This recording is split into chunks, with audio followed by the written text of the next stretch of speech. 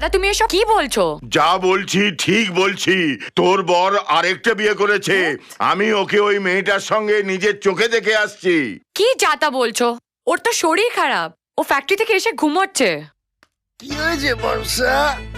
আরে দাদা আপনি কতদিন পর দেখা হলো, কখন এলেন? কতদিন পর দেখা হলো? নাটক হচ্ছে। আবার? কিছুক্ষণ আগেই আমি তোকে ভোলানাথের মেয়ের সঙ্গে ঘুরতে দেখেছি। ভোলানাথের মেয়ে? এ বর্ষা, তোমার দাদা কি গাঁজা টাজা টানেন নাকি? না না, এই একদম ঠবের কথা বলবি না, তোকে না আমি। কি ব্যাপার বর্ষা? আরে দাদা আপনি কখন এলেন? আপনি কখন এলেন?